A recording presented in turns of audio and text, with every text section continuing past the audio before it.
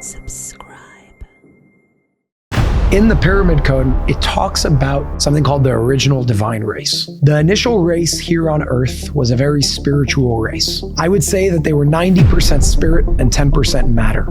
However, for some reason, which I do not understand, there was another race that arrived or was created to Earth. There's a race in some of these circles that are called the Polarians. And all Bashar has said is almost over 1 million years ago, there was the original race or species that we virtually know nothing about. An ancient civilization, which the raw material also says happened, came down and manipulated the human DNA to help us evolve faster. And this very well could be the explanation for how and why the human brain doubled in size. About 250 to 300,000 years ago is when they left. There's so many things that I want to say. Welcome back to Hidden Revelations. I'm your host, Jason Shurka, joined by Brandon Bozarth and Aaron Abke. And this is episode 2, all about forgotten history of humankind. In this episode of Hidden Revelations, we're going to be speaking about the importance of history, along with uncovering undocumented history that all 3 texts, the Pyramid Code, the Law of One, and channeling Bashar material all uncovers. Some of it is documented, only documented differently, and other parts are not documented whatsoever, at least in the history books that we call history books that were taught in school. So with that being said, I first want to start on the big picture idea of history and its importance. History really shows us who we are. It empowers us if we know that we were at a very high level in the past, and it disempowers us if we don't know, but we really were somewhere in the past. In the Pyramid Code, there's a line that says, as I went through the Baraka process, which is a long process that takes years, I first learned about current world history. Only after did I begin to learn about the spiritual power as opposed to the physical power and how the two can be connected. And the reason why I bring this quote up right now from the Pyramid Code document is because the Baraka process was pretty much a process that every offspring of the Fatasol, or the lineage of the pharaohs at the time, had to go through in order to reach high spiritual capabilities, or what we would call today supernatural powers. And the first thing that was focused on was the history of mankind. Now, we're always taught that human beings will always be corrupt. We'll always be greedy. We'll always be evil to an extent because that's just the way it is. And my question is that true? Is it really just the way it is? Is that really part of human nature? Or is evil, greed, corruption, and war just a resonance and a consciousness that we are currently tuned into? So before bringing up certain portions of the Pyramid Code, which we'll dive into and then connect to the Law of One material and the Bashar material, Brandon, Aaron, I'd love to hear from you guys in terms of your idea of the significance of the importance of history as a whole. Yeah. Well, like you said, it answers the question of who are we and where did we come from? That's the foundation of our identity. It's the foundation of what we consider normal, what we consider possible. The history that we're going to talk about today that syncs up between all of these bodies of work is, in my opinion, the opposite of the current normal identity of who and what we think we are and where we came from, and what that implies about the society we live in. And if we can be given a narrative that is not true, then what does it mean and what direction could we head in when we're given a narrative that is not only true, but incredibly empowering? Absolutely. Absolutely. Yeah, I think even the history of ancient Egypt is like very indicative of this way we've divorced ourselves from our ancient past and tried to almost like rewrite human history in a way that relates more to who we are now. Because in a sense, we have no ability to heal a shadow we don't look at. And so our ancient past would tell us that we actually had a very divine spiritual past that has been lost through some of the things we talked about in episode 1, our obsession with technology, getting out of our spirit and our essence and into, things outside of us as being our saviors or whatever. And so in ancient Egypt, in Egyptology rather, we know that there's kind of two narratives now that have emerged where traditional Egyptology says, oh, Egypt's only, maybe 5,000 or 6,000 years old or something like that. And that's been the main narrative in Egyptology for a century or longer. But then you've had John Anthony West and Graham Hancock and so many other researchers and Egyptologists who've come along and said, wait a minute, like we see a lot of signs that this culture, this society is tens of thousands of years older than we thought that they were. One is the mystery of the Sphinx, right? Geologists were able to decipher that there are weathering patterns from rainfall that show that this couldn't have happened less than like 30,000 years ago. And that's just one piece of so many different articles of evidence that John Anthony West shows in Magical Egypt, that, man, this culture was far more sophisticated and far more ancient than our history books tell us. Absolutely. So the question is, are they lying about that? Did we lie about that, or did we forget it? I think that's where the implications of everything comes up as well, to shed the importance and shed the light on the possible implications that all of this can actually mean in terms of who we are. Because right now we're under the impression that we're more advanced than we've ever been. Right. And according to these texts, we're actually as primitive as we've ever been. It's the exact opposite, like Brandon said. So the implications, I would say, through these texts are really empowering, because it says, wait a second, you guys are a lot more powerful, and we are a lot more powerful than we once thought. We had technology that surpasses the technology that we think is cutting edge today already 3,000, 4,000 years ago. And the question is, what happens next when that's accepted? Right? Right now, it could be called, oh, it's a conspiracy. There's no proof. But what if it wasn't? And that's where the implications come in. That's where I think there's a beauty in terms of our potential that can be found and remembered once again of what the next steps for humanity hold, because we've been there. Now the question is, what happens when we remember that on a collective level? And that's what I'd like to bring forth in this episode of the power of the remembrance when we remember what it is that we speak about here today. Can we integrate that part of us again that we lost in recent times? And this is where so much synchronicity happens between these three bodies of work, in that this is actually how you and I got connected, was through the pyramid conversation. In the Law of One, Ra being the sun god of Egypt, Ra was given that name, the social memory complex called Ra.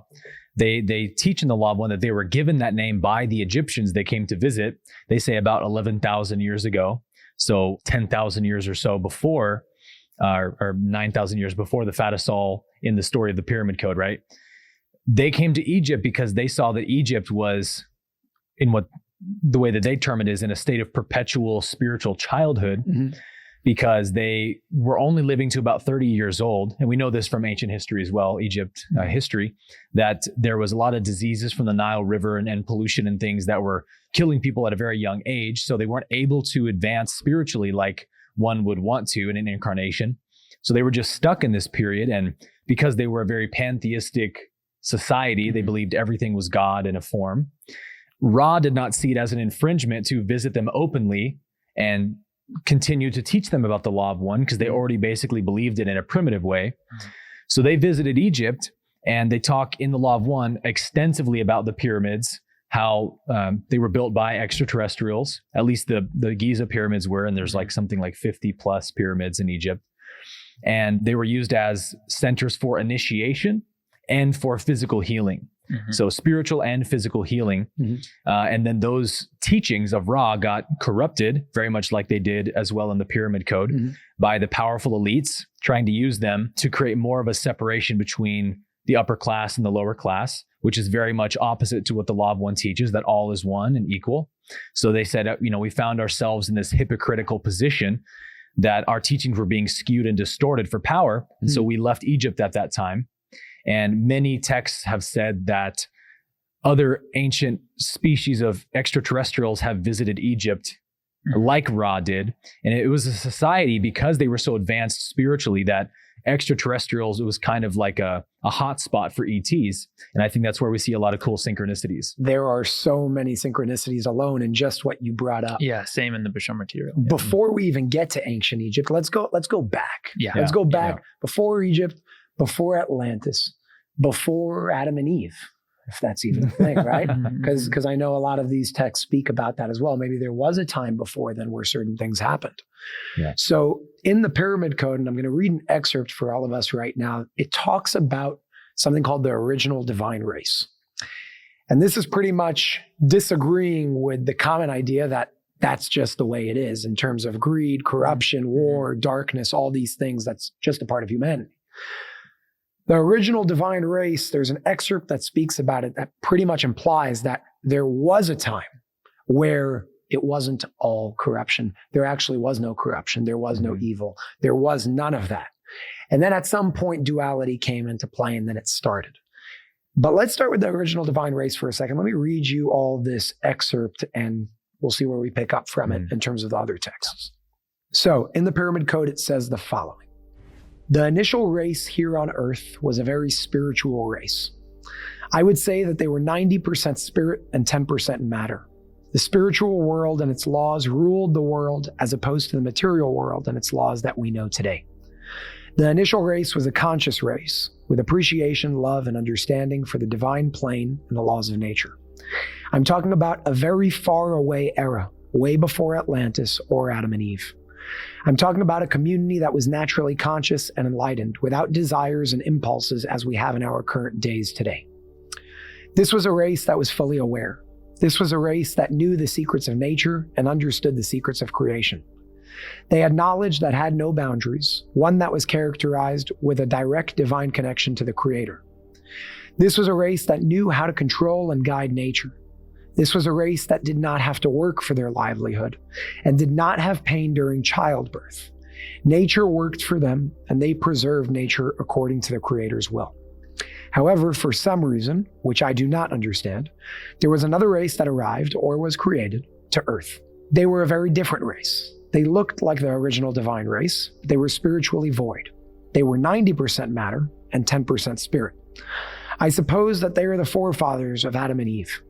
This new race did not know peace or quiet. Due to interbreeding, the spiritual race was weakened and became physical matter, a process that took eons. The same divine race mated with the females of the other race, and they gave birth to mixed offspring of different sizes and colors. The new race had a very primitive brain with slow development. They were a race void of divine emotion. Along the way, there were a few who were spiritually grand, but no one reached the spiritual level of the initial divine race. The original divine race, the grand spirits, are trying to rebalance the earth up until this present day. So, with that understanding of the fact that there may have been a race, according to the Pyramid Code document, way before any form of documented and recorded history, where does this come into play? And let's start with Brandon in the Bashar material. Is there any mention of any idea of this matter? Yeah. So just as a side note, I won't go into it because it's not directly from the Bashar material, although I think my belief is he has alluded or referenced this idea. There's a race in some of these circles that are called the Polarians.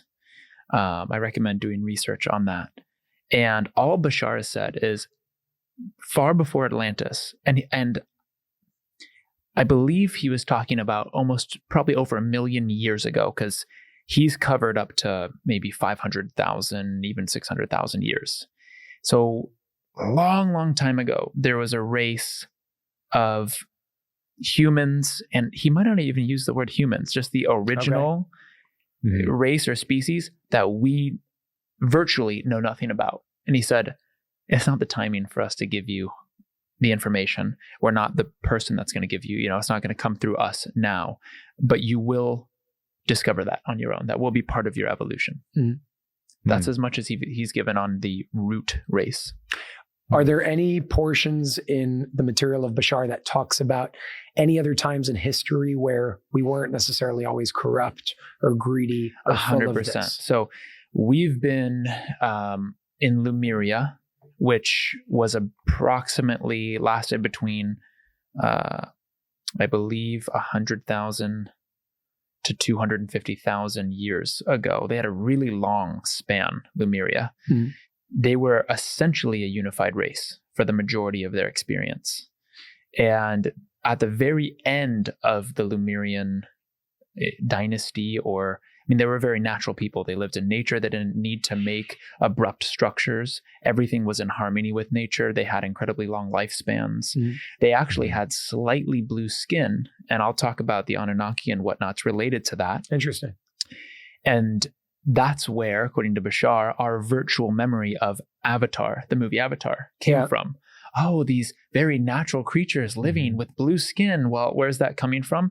Our collective consciousness, remembering that that's a very similar depiction of Lemuria, the Avatar people in the film.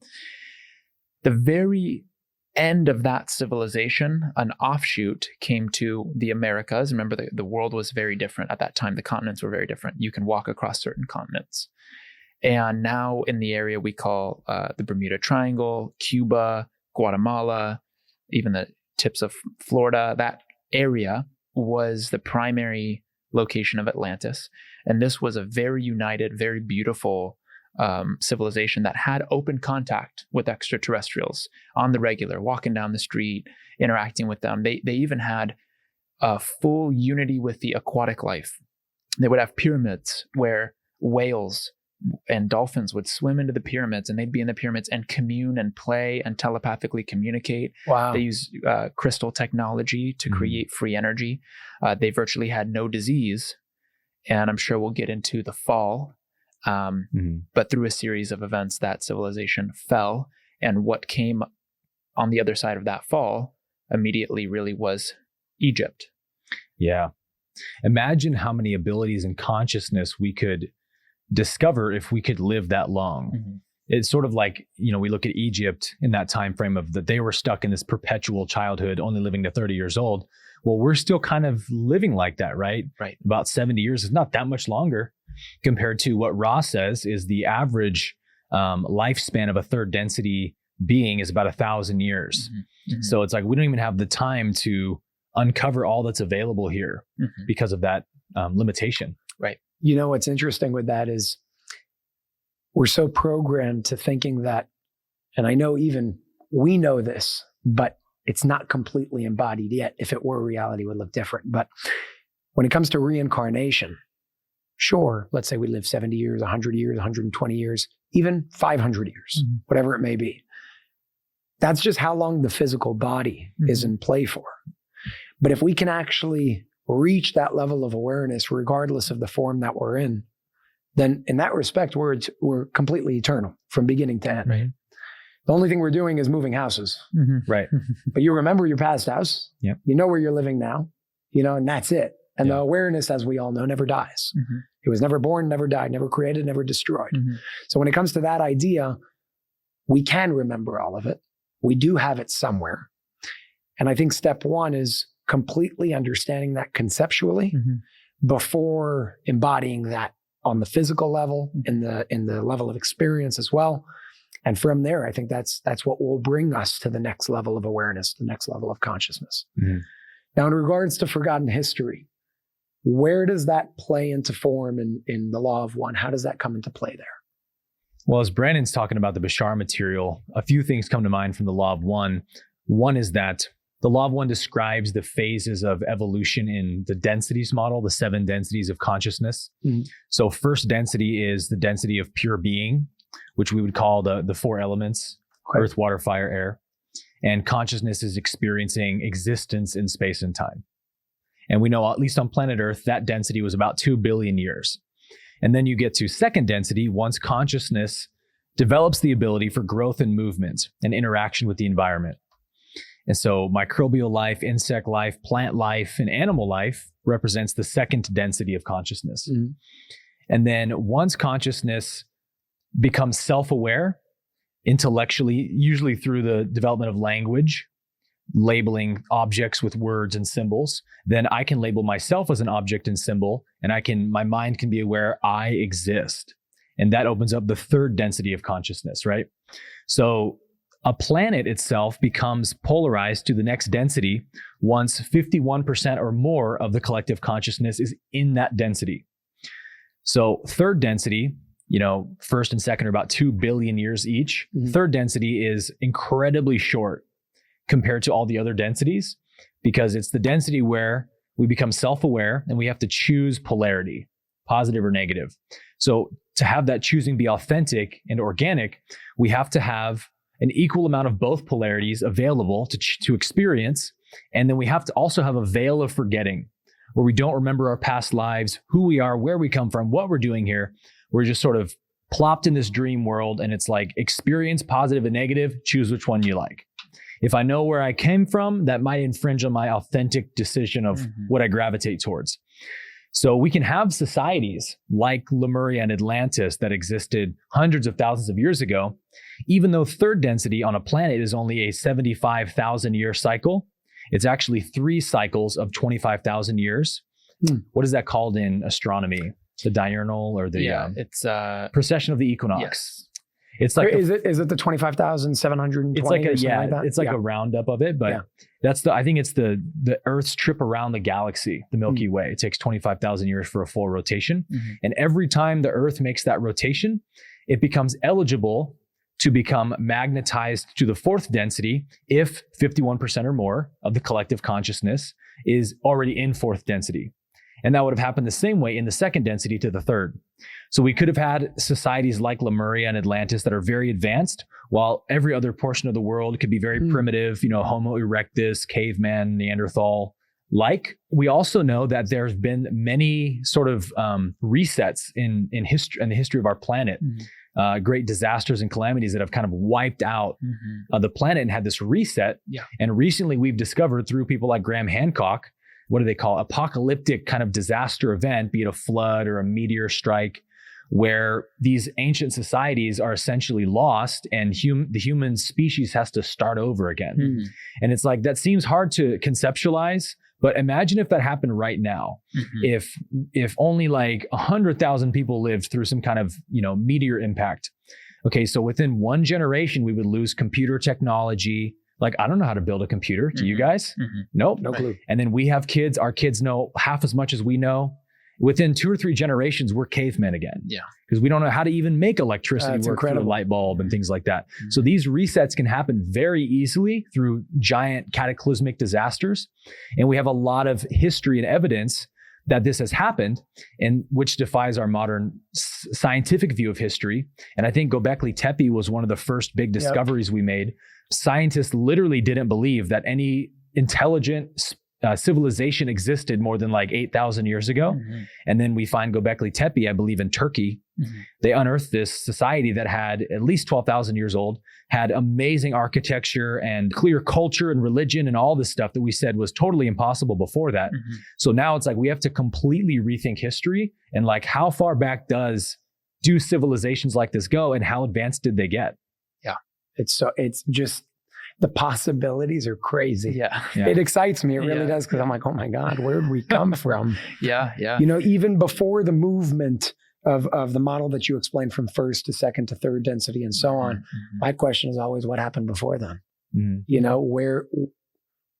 What? Yeah. And I guess it just is, right? There's this like isness of being that always was and will be. And on the surface, we have the phases that we go through and the stages that we go through and the cycles that we go through. But there's this underlying thing, call it God, creator, source, whatever you want to call it, that connects each and every one of those steps. And I don't really have much to say beyond that other than the fact that it's exciting because that's so infinite.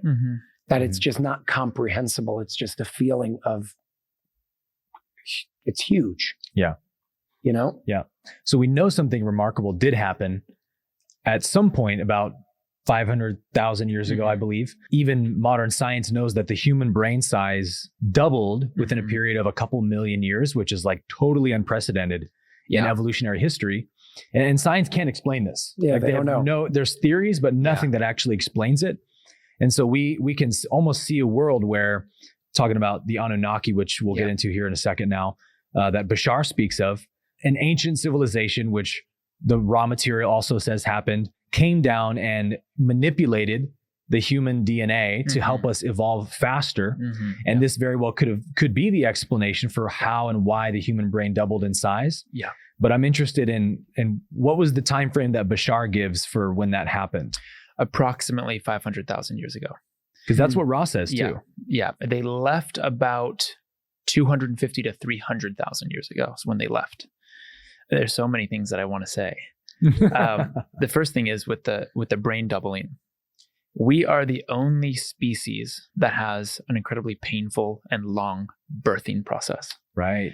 Bashar has talked about how through the genetic manipulation that occurred, and I'll talk about the nature of that soon because it's, I feel, a very misunderstood topic. Definitely.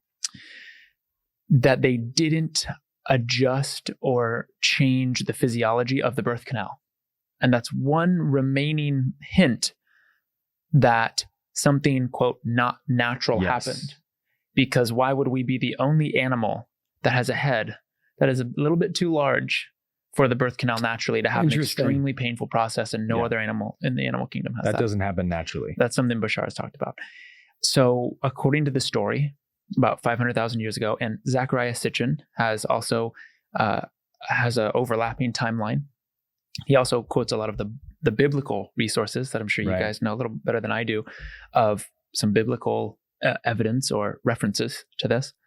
500,000 years ago, the Anunnaki came to Earth. Now, they were most likely an upper third density society. Late third density, because they could live for about 1,000 years. Yeah. Their planet was in disarray. They were destroying their atmosphere. They said Bashar said it's far worse than what our planet is today. Wow.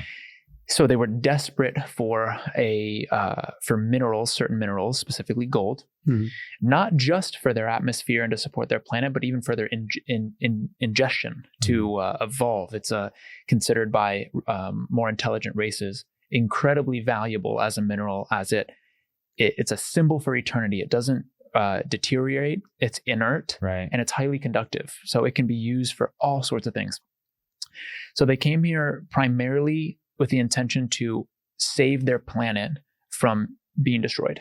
And they understood that if you take gold, if you mine gold and you micronize it and you put it in the atmosphere, it will reflect sun back out of the atmosphere and cool off the planet. Oh, wow. And our chemtrails are an ignorant, misunderstood, but kind of getting to the general theme or idea of that concept. Never heard that before. Yeah. That's incredible. Yeah. So they're using aluminum, I think dioxide, it does a similar thing, but it's highly toxic. Right. Yes. Aerosols as well. It's called stratospheric aerosol injection. Right. And this was a conspiracy theory for so long until the government came out and admitted it. They call it something else, obviously not chemtrails, but they have a different word for it. But it's that exact thing. They're saying, we're attempting to cool off the planet and global warming by making a covering of these chemicals that reflect the sunlight. Right. So if we were doing that with gold, there'd be no negative side effects. And it would last, and you wouldn't have to keep doing it. And we'd all be rich. Very cool. Yeah. But, cool. Us humans, let's just wear it on our wrists and let's not use it in a lot of technology. Let's just make jewelry. It's kind of our infancy, right? Yeah.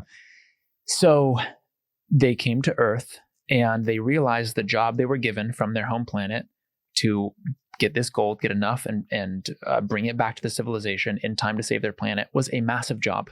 Apparently there was only initially, I think, 1 to 300,000 Anunnaki. And they realized they needed a workforce. And apparently there was no malicious intent, according to Bashar. It was more of like, our planet's dying. We can't do this alone. We need to do something about this. So they found the hominid species. They engineered them to be intelligent enough to carry out the work, but not intelligent enough to experience self-realization, to be basically they wanted them to be submissive so they can do the job. So the Anunnaki set up genetic bases. Essentially they would act as the birthplaces of humans, going from Homo erectus to Homo sapien. This is why every culture, or many cultures, claim to be the birthplace of humanity, because it was all happening simultaneously. fast forward, and they move a base from Africa to Mesopotamia as now being their central operation. And in the story, that base is called Eden. Where was it located? In Mesopotamia. So in the Pyramid Code, it talks about the Garden of Eden being the actual physical place on earth that's the source of all wind. And that's one of alluding to one of the secrets of creation, because everybody knows about wind. They know about the 4 different winds. They know about the cold fronts and the hot fronts and all that, but nobody actually knows where it comes from. So in the Pyramid Code, it talks about the source of wind being the Garden of Eden. And location-wise, it talks about the Garden of Eden being in modern-day Iraq, which is very interesting. So that's another connection right there. Wow. But just based on the story that you said in regards to the Anunnaki and how certain things sort of played out, that's almost exactly what the Pyramid Code speaks about, only on a different timeline. So the only difference here is, I would say, maybe the race, and maybe not even the race, because there was a different name used. I don't know. But the race, the name of the race, and the timeline. So you said how many years ago? Did the Anunnaki arrive? Yes. About 500,000. And all of what you just said happened roughly 500,000 years ago, according to what you know. Over a couple 100,000 years. Gotcha. For about 200,000 years. Okay, so according to the Pyramid Code, it talks about 4 races, actually. 4 races who came down from different planets because their planets were either in the process of becoming destroyed or destroyed, and they had to find a new home. So they came here to try and save that planet, but it didn't work. So they were sent here to assimilate with the population here on Earth at the time for 2 reasons. Number 1, to find a new home. Number 2, to bring up the population that was here already, very spiritually primitive. So those were their 2 main intentions when they came here. One of the 4 races are known as the Fatasol, Fatasol, otherwise known as the ancient Egyptians and the pharaohs. That's the lineage that, according to the Pyramid Code, that's what they called themselves, the Fatasol lineage or the Fatasol race. So it talks about this whole idea of 4 races coming down, what they did, how they set up their centers all around the world, the north, the south, the east, the west, all around these different continents. Some of them look different from others because they were 4 different races, but all of them pretty much resembled human beings, only with some were taller, some were shorter, some were thicker, some were skinnier, some had elongated skulls like the pharaohs in Egypt. And when did they arrive? This was about close to 5,000 years ago. It was in the year 1010 on the Hebrew calendar, which equates to the year 2750 BC on the Gregorian calendar. So if we do the math, we're in 2021? Close to 5,000 years now. Okay. So it's a different timeline, but the story is pretty much the same story. And I want to read this portion from the Pyramid Code to show the synchronicity here. So it says on the 10th of Tishrei on the Hebrew calendar, which is the year 1010 on the Hebrew calendar, the year 2750 BC according to the Gregorian calendar, aliens, otherwise known as Fatasol, one of the races, came down to Earth from 4 different stars, in parentheses, planets, that were destroyed for reasons that are unknown to me. The aliens that remained were sent here to assimilate with the native race and slowly rule the world in a positive way. Each group went to a different part of Earth, north, south, east, and west. The pharaohs reached what we know today as the African and Egyptian regions. They were all part of the original divine race. For the most part, all the aliens looked like ordinary human beings. The pharaohs had a long rectangular skull, unlike human beings of Earth who had a round skull. The bodies of the pharaohs were thin, noble, and tall. They were dark-skinned and facial bones were protruding as they were blessed with noble beauty. The group that reached the west was dark, short, and possessed a large, round skull with a large progressive brain. Their bones were thick. They seemed to be the ancestors of the original divine race that has been diluted over time. These beings are the ancestors of the present-day South American Hispanics that reside in places such as Mexico and Peru. The goal was to try and transform the current and materialistic race on Earth into a spiritual race that would bring peace and quiet without pressure, fights, or wars.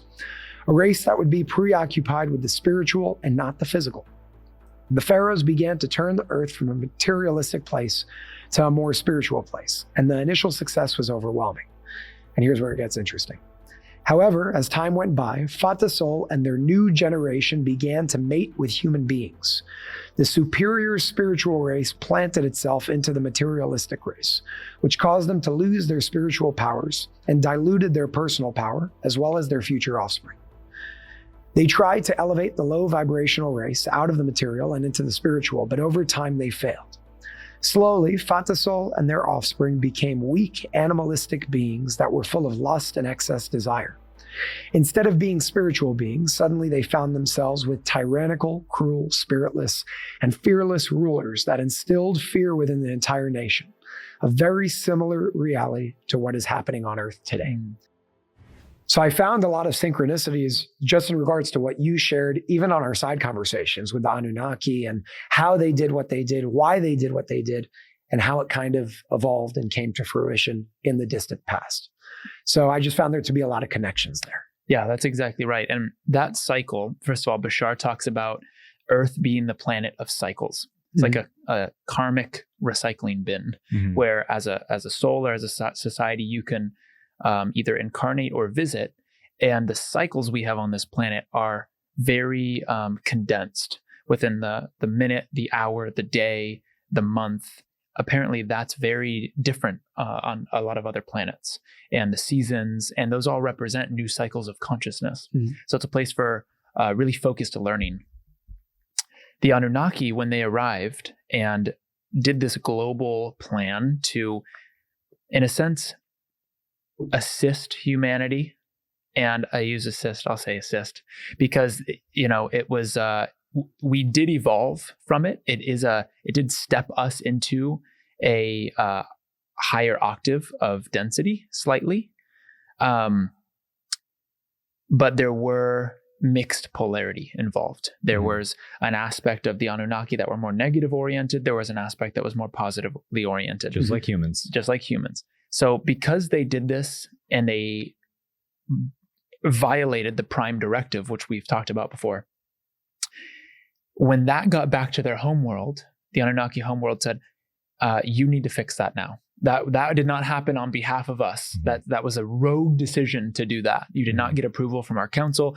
You are now responsible for this race, and getting them back on a natural track. So as they took these Homo erectus into the buildings and would upgrade their DNA to a certain degree, the experience for Homo sapien was like becoming born, was like stepping into a new self, a new sense of self, a whole new consciousness. Who knows what that could be like.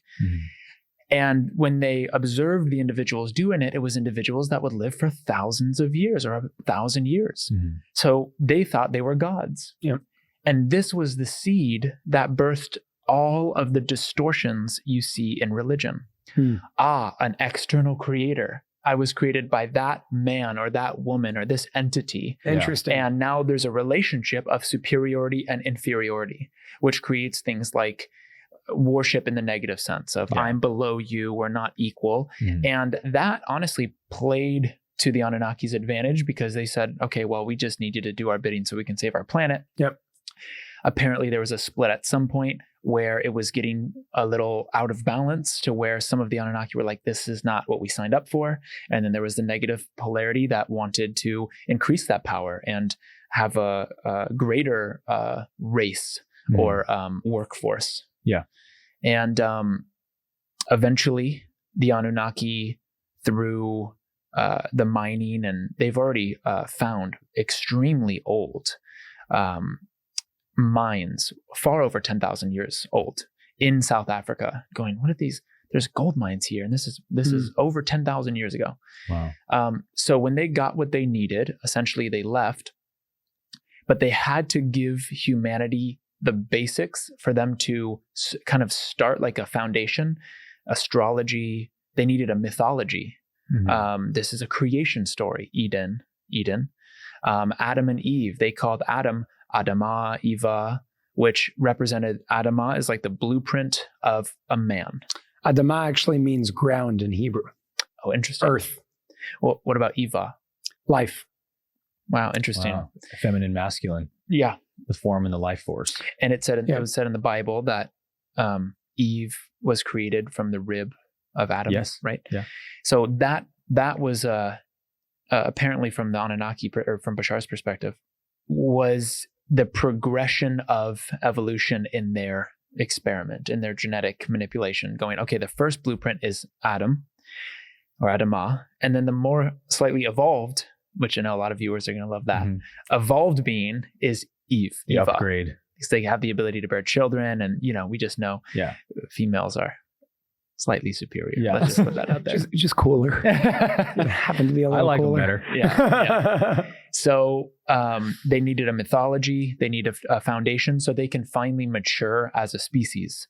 They needed to figure it out for themselves, in a sense, to rebalance their energy from this very inferior kind of race. And there was an awakening at that time. Apparently, there were certain revolts and rebellions against the Anunnaki. I won't go too much into that, but it set a foundation. And as the consciousness, the Anunnaki were able to anchor a certain kind of consciousness. And some humans would receive direct teachings from them. And when they left, there was some of this that was forgotten. It started to be passed down and whatnot. And before they left, there was interbreeding between the Anunnaki and humans. Many people believe, and I believe Bashar has confirmed this, that the offspring of the human Anunnaki hybrids, in a sense, were what we call the giants, which we have at this point, I believe, irrefutable evidence that there were giants. Yeah. And you have things like Easter Island, which, it's incredibly hard to date Easter Island. People think it could be 100,000 years old. Yeah. And there are these massive structures of these beings with very big, very large heads, very tall. Yeah. Well, the Anunnaki were at least 15, 20 feet tall. And Bashar has said that this is an ancient Lemurian relic that would, of their depiction of the Anunnaki, because when the Anunnaki left, essentially the ones that had more of the Anunnaki DNA active within them, or that just had a stronger direct bloodline from the interbreeding, they were the ones that were slightly more bluish in their skin. And that became, over time, as the consciousness fell, the belief that they were more superior than others. And that's where you get the term now with the Illuminati, the blue bloods. That's where that came from. Oh, we're from a more pure, direct bloodline from the gods. Right. That's what they believe. Man, there's so much I want to say about this.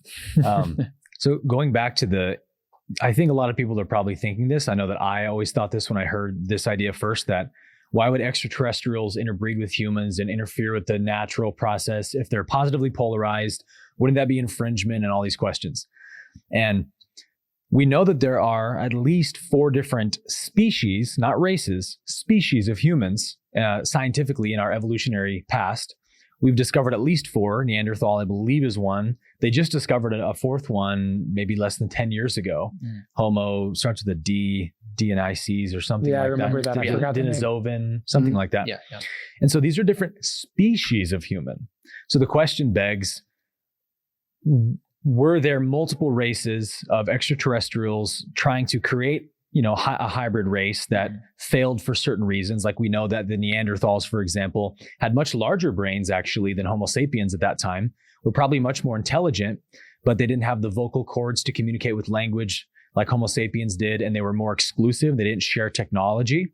This is what we think is true from our evolutionary research anyway. So they ended up dying off while Homo sapiens thrived. And then, the other 2 or 3 species of human-like species died off for other reasons. So we know how, like, when the gold rush happened in California in the early 1800s, everyone made their way over to try and mine this gold. Well, from an extraterrestrial standpoint, and you've made this point before, it's no different for us to go to another country or continent and breed with humans there and create a mixed race. It's from an extraterrestrial standpoint, interplanetary interbreeding is no different. It's just like another country or something. So they're not even looking at it like we're interfering with natural evolution any more than we would think that going to some other country, right? So you can almost see how there might have been this kind of gold rush for when a third density planet is discovered, where there's these kind of ancient hominid species that are like prime for the picking to have their DNA and interfered with or not interfered, but Manipulated. thank you, manipulated in some way to come up with some kind of new race. Mm-hmm. This is something that apparently the Law of One says this, Dolores Cannon's material says this, is very, very common for extraterrestrials because it's actually seen as almost a type of worship to the creator, to run new experiments. The Law of One speaks to this idea of the logos. Every form or level of creation is a different logos, starting with the galaxy. Every galaxy in the universe is a portion of the creator's intelligence that comes up with its own like laws and evolutionary boundaries and rule sets that every star system will have to follow. And then each star in that galaxy is a sub-logos, which creates its own experiment of rules and boundaries of its evolution. Every planet in that star system is a sub-sub-logos. Every human being or being on those planets is a sub-sub-sub-logos, and so on and so forth. And Ra says every logos is an experiment where the results are not known yet. So the logos, for example, our logos, Ra says, one of the new adaptations was the opposable thumb, the grasping thumb, they say. And on our planet, on planet Earth, and I believe Mars as well, we had the opposable thumb evolve, whereas on Venus, it didn't evolve. And so the outcome of those experiments showed that Venus, which is Ra's planet, was very harmonious, very philosophically based, more on the feminine side of the spectrum, more the arts and the philosophies. And they harmonized very quickly through third density into fourth. But Mars, as we know, became a very war-obsessed planet, a lot like Earth, because of the opposable thumb. The beings on these planets become more obsessed with tool making and the ability to make tools. So they don't develop telepathy. They develop verbal communication and they externalize things more. And so we see this happen on Earth and on Mars. And I believe that these extraterrestrials travel to different planets to run these types of experiments. And, you know, we can't know this for sure, obviously, but what if these 4 different species, not races, species of human-like beings are the result of these ET experiments that are apparently very common in the universe? Yes. It's very possible. I would say it's also probably more plausible than anything else that's been told to us. And what I always go to, just big picture, is right now we're always told evolution. We came from an amoeba. That's where it started. And we turned into a fish. The fish grew legs, somehow started breathing out of water. Then lizard and eventually mammals and then humans. And that's great. But generally in evolution, you evolve because something before you couldn't survive. And the survivors evolve and it's survival of the fittest. So the one hole in the commonly accepted narrative of evolution is the fact that everything that we evolved from still exists. Therefore, it makes absolutely no sense. And my question is always, in terms of on this topic of forgotten history, what makes more sense? The fact that we came from an amoeba that turned into a fish, that turned into X, Y, Z, and eventually a human, and all of those things still exist? Or maybe, just maybe, we're actually the offspring of races that already looked like us somewhat, and that's who we are today. And what just blows my mind every single time is the fact that if you were to say the second scenario of the offspring of other races, people look at you like this, when in reality, it's the first scenario that we should be looking at each other like this, because the first one doesn't make sense. The second one is more plausible. But again, it's been accepted and people don't really question it anymore. So I invite everybody to start questioning what we've been told. And when we do start doing that, our forgotten history may start being more and more remembered. That's exactly it. And in mainstream evolution, they talk about stair-step evolution, which that one cracks me up more than anything, because it was like, well, all of a sudden, humanity's evolution, when they started building pyramids and being sophisticated, went like this, and then like this. And so they go, well, what's responsible for that? And they go, the way they describe the chart, is also the cause. Oh, it's just stair-step evolution. That's just what happens. Circular reasoning. It makes no sense. So you go, okay, what had to have happened? There had to be some change genetically, because all behavior, all epigenetics shows it. when you change a belief, a fundamental way of relating to yourself and your environment, specifically in perception, Bruce Lipton talks about in the biology of belief, I change my perception, I change my DNA. He proves that. So something had to happen. And because there was the physical changes and there's no missing links, it had to be more than just a change in perception, more than just one person in the society going, oh my God, astrology. There had to be a physical point of view, and there also had to be a teaching given for that kind of evolution to happen. And many, many texts, the cuneiform texts, I believe it's the Dead Sea Scrolls, the cuneiform texts that Zechariah Sitchin translated talk about an Anunnaki lineage going back 250,000 years, which is the same timeline Bashar gave of when they left. They called them I think it was like the 25 or 28 kings of Atlantis. And in the Emerald Tablets, they talk about these ancient societies. So you have all of these ancient texts going, and even in Egypt, the pictures of extraterrestrials coming down. There's even folklore in Ireland. They called them the Tuatha Danann. They said they came down in cloud ships and cloud light ships. And so anyway, we have all of these different cultures pointing to, okay, there was some extraterrestrials or gods that interacted with us. We know that, at least from this lineage that we're talking about, some distorted view of you're a god out there was created. And ultimately it led to a kind of forgetting or a fall. Right. And when you were talking about Mars, Bashar has talked about how our souls, as far as like a progression or lineage of soul experience, really goes as far back as the ancient Orion Wars, which are millions and millions of years ago, that we have intuited and interpreted as Star Wars. That soul group did its work in Orion, in a sense, transformed now all of that darkness into light now, but then they did not. So as they were failing to, in a sense, polarize, their souls went to Maldek.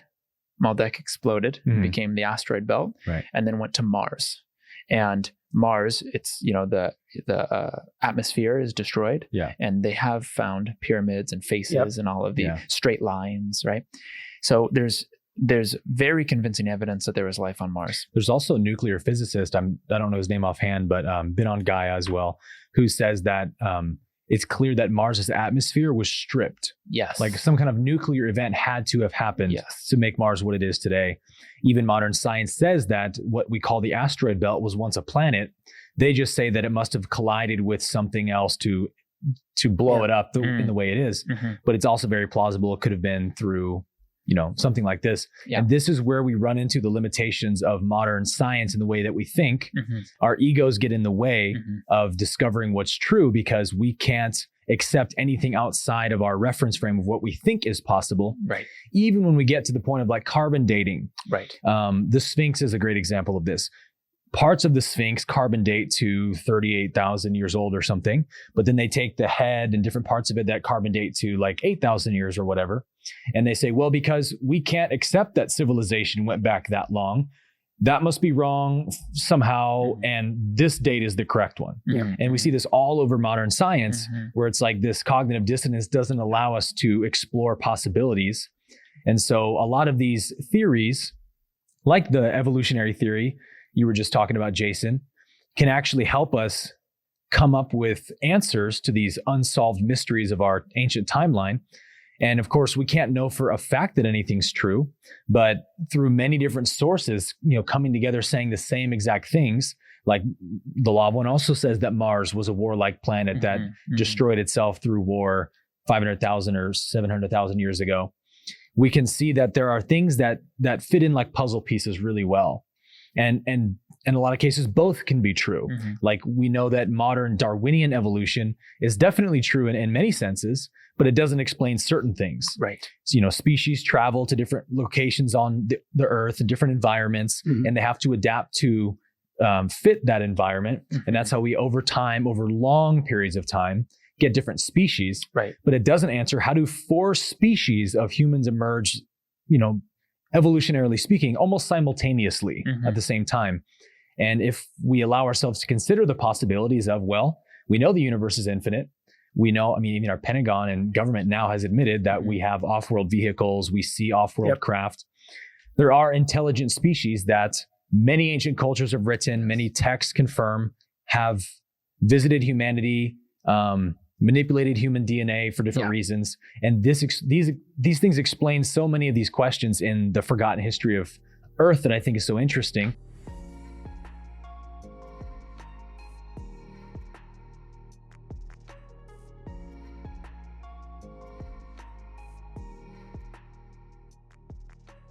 One of the other interesting points that Ra makes about the manipulation of our DNA is that apparently one of the extraterrestrial species that has influenced human DNA did so by making human beings significantly more emotional, amplified our emotions, which from their viewpoint would enhance spiritual evolution.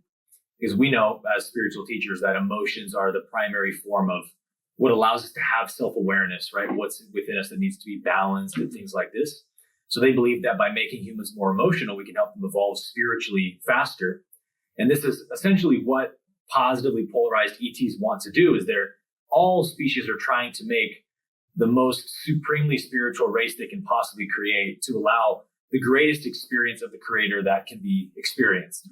And so Dolores Cannon, interestingly, also has many regressions where her patients in the regression, speaking to the extraterrestrials through those patients, they'll tell her, your race is far more emotional than our race is or any races we know of. And you said that another channeled work has a synchronicity as well with that, right? Yeah, the P's, channeled by Wendy Kennedy, talk about how we have the most broad spectrum of emotion out of anyone they're aware of. And Bashar has even said, like, their emotional scale at the very low end is excitement, basically. Passion. That's like their standard, or love. And it doesn't mean their emotional experience isn't as powerful or expressed. It's just a smaller range. Right. I find that really interesting because, and this isn't in the pyramid code, but just part of what I've been taught over the past 3 years when it comes to extraterrestrials, Ray, TLS, things of that nature, is the fact that extraterrestrials don't have the same sort of, like you said, range of emotions that we have here. So that's just another connection, synchronicity that I wanted to add to the table that's not pertaining to the pyramid code, but is pertaining to the bigger picture that we're talking about here at hand. We all, every body of work agrees and talks about a civilization far before our recorded history. Mm-hmm. I'm really excited to talk about Egypt. And for you guys at home, want to mention, want you to create the connection, or to connect this fall of Atlantis that we've talked about. In that fall in consciousness, you also have a rise in consciousness, and the rise, or the return, the beginning of that return, was Egypt, which was an actual extension of Atlantis. So, Jason, let's get into a little bit more about Egypt. Cool. Go for it. So we all agree there's a far more ancient narrative to our history. And something significant happened, not just in our genetic altering 500,000 years ago, but as recent as this fall of Atlantis. According to Bashar, after the fall and that forgetting, those that still remembered some of the ancient wisdom from Atlantis created offshoot colonies, one of those being Egypt, and being as the name, the Pyramid Code. I think when we were in the car in Colorado and you were talking about the pyramids and what they are for and their functions, and how us three from different bodies of work, validated almost precisely the functions of the pyramid, even a lot of what the Fatasol were all about. I think that was incredible. So Jason, I'd love to hear some of what the Pyramid Code says about pyramids, the function of the pyramids, and the Fatasol. Sure. So big picture, and we'll get deeper into that in our spiritual technology aspect. We'll go even deeper into it. But big picture, there were many purposes. It was an eternal clock. It was a calendar. It was partially for tombs, but not just because pharaohs had big egos. That's not why. They put their bodies in there because the bodies of the pharaohs actually had some sort of resonance that preserved not only the pyramid, but the tools that were hidden inside of the pyramid. So it was like an energetic defense system by way of them literally creating a tomb and putting their bodies in there, simply because of the resonance of their bodies as the extraterrestrial beings that they were. So beyond that, I mean, they were created as extraterrestrial crafts. That was one of their purposes. So a lot of people portray the pyramids as having this laser coming out of the apex. That was absolutely real. Part of that technology, the purpose of that technology in terms of it being a part of the pyramid, was to communicate with motherships, other star systems, other planets, and so on, just to be in constant communication always. So again, we'll go deeper into that technology when we talk about spiritual technology, how that sort of connects to physical technology and so on. But when it comes to the Fatasol, again, their story is very relevant and very in congruence with everything that was said here from the Law of One and from the Bashar material in regards to who they were and how they did what they did, and their rise and their fall. So their rise came to help humanity. Help, so-called assist, right? Help humanity reach a higher state of consciousness, a higher state of awareness, without really interfering with the freedom of choice. And over time, they started interbreeding, something that they weren't planning on doing in the beginning. Their race became more and more and more diluted. And they started using their power and both their physical and their spiritual technology to abuse. They started using it for corrupt purposes, for more malicious purposes, very selfish purposes instead of selfless purposes. And what happened next was they went from this booming lineage to a whole dynasty that fell. And their fall was really when they turned everything around and said, all right, we're going to become more corrupt. We're going to become darker, more selfish. And everything changed. And that's at the point, according to the pyramid, right after the Exodus. Right after the Exodus, as a matter of fact, if you go according to the Old Testament, the Exodus happened because the Pharaoh at the time, and that's what the Fatasol were, they were pharaohs. One of the races of the four races, at least in that time, turned into the pharaohs that started expanding and expanding their empire. The Pharaoh at the time changed from this really just beautiful being that was doing incredible things to a fearless leader that was very corrupt and evil and dark. And then according to the Old Testament, at least, Moses came and he said, let my people go. And that's when the Exodus happened. That's when the lineage of the pharaohs, or the Fatasol in this case, fell, and everything ended. And that's when the so-called power on both the physical technology and the spiritual technology went from being a part of the collective consciousness to now becoming a secret. So the pyramid code itself, the code encrypted in this document, is not something that was always a secret. It was actually well known to everybody. It became a secret when the leaders at the time started abusing their power and using it for malicious intent and malicious purposes. So certain individuals took that out of the collective consciousness. It became a part of our forgotten history, and it will be remembered again when we as the collective are able to handle that without repeating what happened in ancient history. In ancient Egypt. That could be very well why, well, at least we know in Egypt and in many cultures, they slowly and periodically separate the lower class from the upper class through things like the ability to read and write.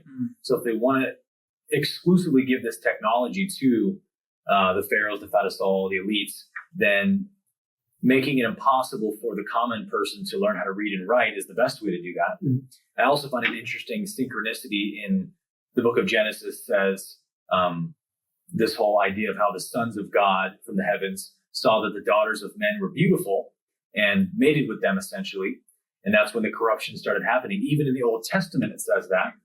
Interestingly enough, in Dolores Cannon's material, I listened to a session where one of the extraterrestrials was describing how their race, whatever race it was, believed that human beings were very beautiful. So we can see how this might happen, especially for beings who see all as expressions of the Creator and finding beauty in everything, might eventually develop a desire to interbreed with them physically And if that's happening, that's going to be a bit of a different evolutionary path, right? When you breed, you don't get to choose what genetics are passed down. It's just by the natural laws. Yes. Versus by interfering or manipulating genetically through science, you can actually choose, sort of like with CRISPR technology now, we can choose what genetics get passed down or enhanced. And this may have been where the corruption of the human ego was infused with the supernatural abilities of these Fatasol. And another interesting synchronicity being in the story of Moses in the book of Genesis, or Deuteronomy rather. It talks about how Moses went into the Pharaoh, was it Ramses, I believe? And they sort of have these battles between Moses and Aaron and the priests of the Pharaoh. And they have this sort of magic duel where they're turning their staffs into serpents and creating diseases and things like this to show who has more power. And, as Christians, we always read that. And, or at least now I read it and just go, oh, people just made up stories. That didn't happen. Whatever. But it's interesting knowing this narrative from the Pyramid Code that actually these Fatasol, or pharaohs were Fatasol, who even in ancient Egypt hieroglyphics, the pharaohs are always depicted with these long Correct. alien heads that very much had supernatural abilities like this. So a story like that all of a sudden actually becomes very plausible. Absolutely. Yeah, and it's connected to, or we could see the same thing in the Norse mythology. That dates back, we don't even know the very beginnings of where that mythology dates back, but a long time. Stories of Thor and Odin that are gods or demigods, right? Right.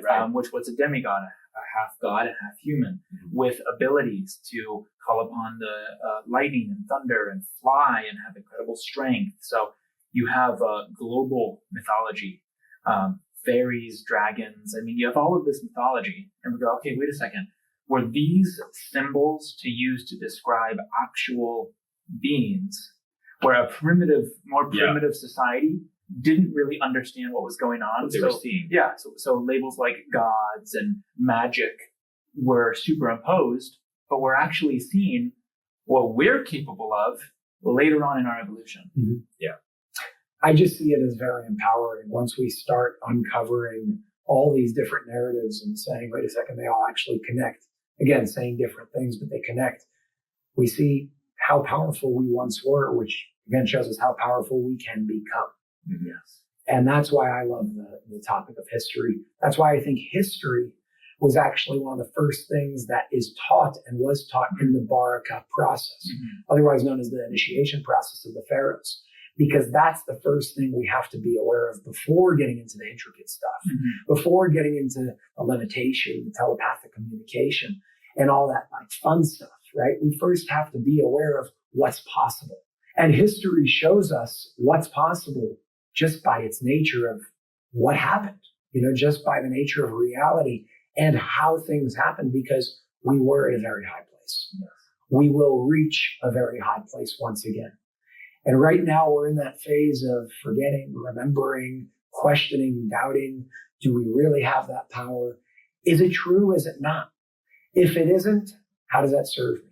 If it is, how does that serve me? And I would say that's really what we're bringing forth right now through all of these texts, the Pyramid Code, the Law of One, Bashar, and all other texts that we just brought up throughout this episode alone.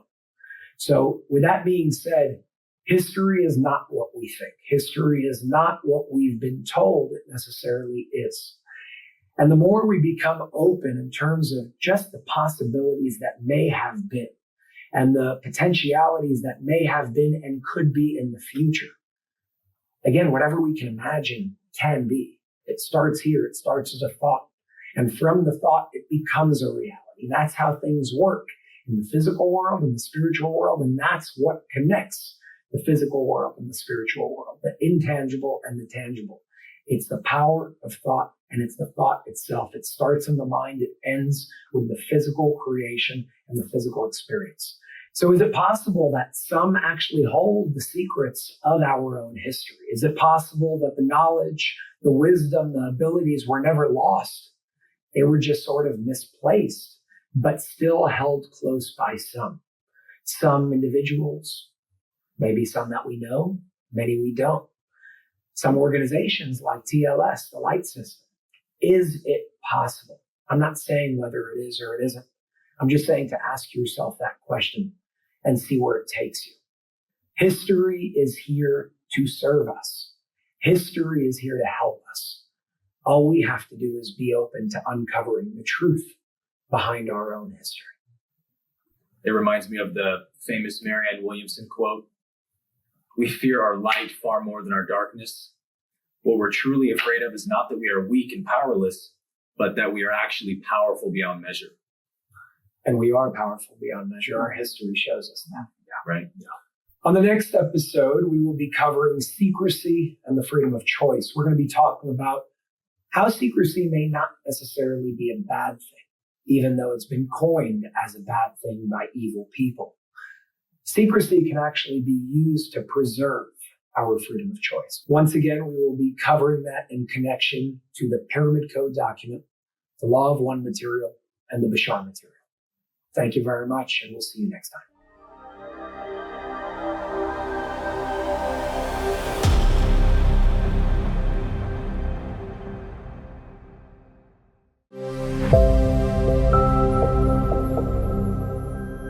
Subscribe.